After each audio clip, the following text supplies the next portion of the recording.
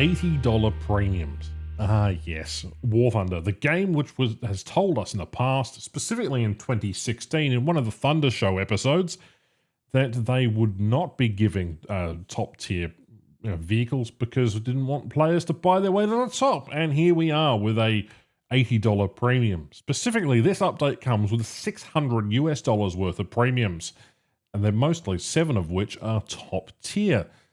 It doesn't really bode well for me. Look, the MiG-21 Bison is probably a better buy than this Harrier, this British Harrier, but again, this update does feel incredibly lazy. It's low effort. Everything is rushed, not properly tested.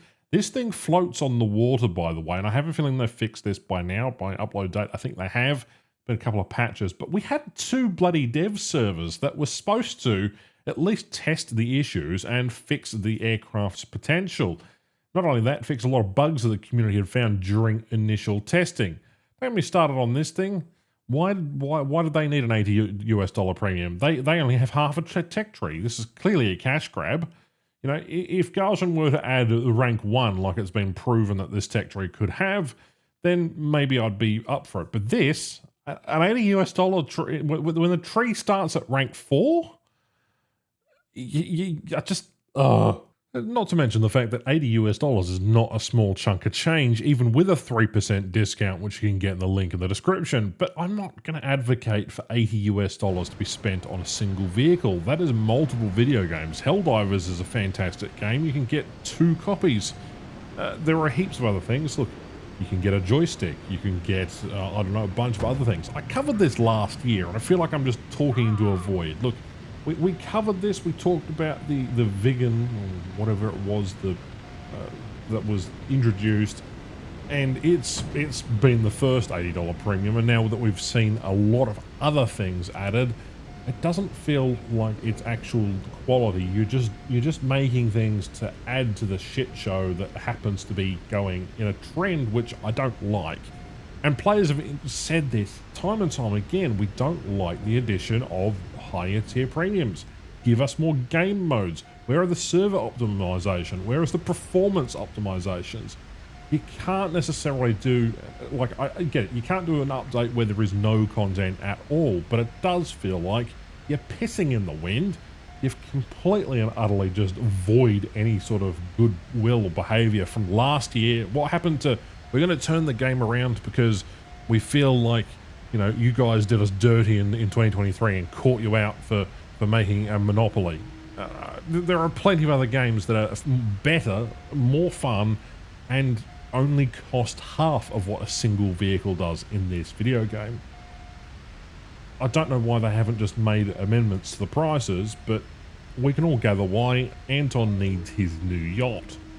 Look, I feel a bit brain dead. I feel like this is the War Thunder's end.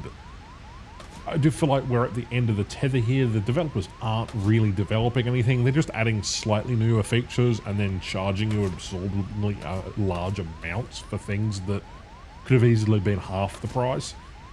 And the game's popularity only adds fuel to the fire as, well, people really like modern jets. I don't like the gameplay that War Thunder provides. I can't stand this kind of gameplay. I much prefer my World War II stuff. But that's fine. There are other games for that, and I will play those eventually. But I came to War Thunder to have a casual experience, just something to get away from, where I can play for 40 minutes, 50 minutes, get away from having to play simulator. But no, I'm finding myself having to go out and find that simulator experience just because that's how I now enjoy the game, because, well, 16 versus 16 just isn't doing it for me. And having 12.7 battle rating be just nothing but flinging missiles at you it's kind of a bit of an annoyance. My objective for 2025 with War Thunder was just to chill out, just have some fun, not talk about its issues, just to delve into the gameplay and have a bit of fun. But there's nothing left there. If I go down to lower tier and I'm getting aces and getting kills, that's no fun for the people I'm shooting down who are playing the game for the first time. If I go to mid-tier, it's nothing but 288s and various other jets and low-tier bombers that are just ruining sort of the early jet experience. So I can't make a video in that sort of bracket. War Thunder is one of those games that forces you to grind through things just to get to the next thing, just to get to the next thing. And by the time you're at the top, you ask yourself, what is next? What's happening? Why? How come? And the grind is endless.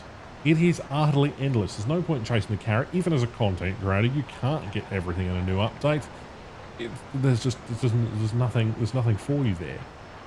You know, $118 or $19 for a single vehicle which might serve you well, but can oftentimes be power crept by other vehicles, is really quite an amazing thing to you know, just to see. There's so many things I could say. They don't take content creator feedback very well, especially from those of us that are established content creators.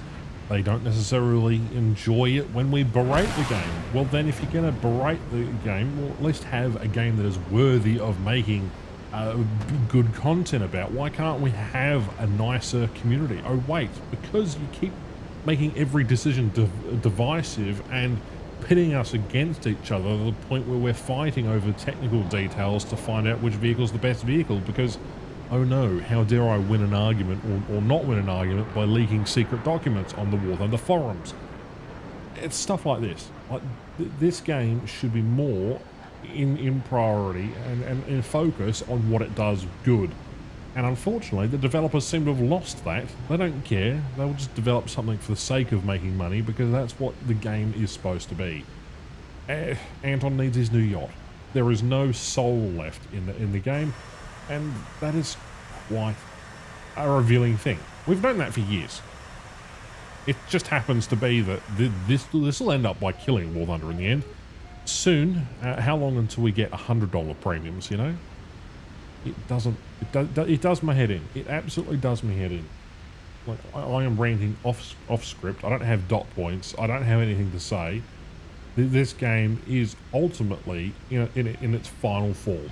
I reckon we may get another 5 years out of this game maximum, due to the fact that they have to continually add vehicles in order to continue the hype train. But essentially, when you have a no end goal, and you're not following the roadmap that you promise players that you would actually adhere by, and claim technical issues, yet then you go on to produce the most buggiest update we have seen in a very long time. For example, people buying the new Hornet, firing AIM-7s, and their games are crashing. Like, how does that get past testing? How does that get past testing? It boggles my mind. I just can't believe that we're in 2025 and the enshittification of products has continued on the internet to the point where people are paying exorbitant amounts for vehicles which should probably be a third what the price is, and we're still talking about this game, playing this game, and it drives me up the wall. Look, the point of this video isn't necessarily to hag on Garshan for the stupid decisions. It's more just to what the hell is going on. Development-wise, this game is probably at its peak. We've only got a few more years left, I would say. And it's really going to be a bit of an annoyance when this game starts to turn into more of a gacha game, if it already hasn't. $600 worth of premiums, that's not a lot. That's pocket change for some people. But this is not the way forward. How about some game mode development? How about some life? Breathe some life into the game, not have a team deathmatch all the time. That's not what people want. We want to have a little more fun. We want diversity. And I understand you guys are working on a potential bomber domination mode or something like that, but it's going to fail if you don't address the core issues. People want better cockpits. People want better damage models for aircraft. I don't want my World War II aircraft feeling heavy and fat because you decided to fuck with the fuel loads and completely destroy any of the floaty feelings that make up these flying buses that the PPP-1 is.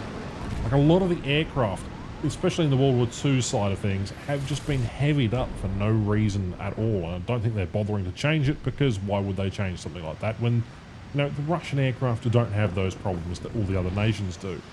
So you're going to see myself from now on playing with a bunch of other content creators, just trying to have fun, and that's probably going to be about it. There may be an occasional video talking about a particular topic depending on how we go, but from now on, I am not as invested as I once. Well, what I was aiming to do was going to do a video a week. We're still going to aim for that, but on a lesser extent, because this game really just, it sucks. It really does. All because you decided to charge $80 and then have the most buggy launch I've seen in years. I just, you should do better. How have you not been reported to the European Union for bad customer service? I just, ugh.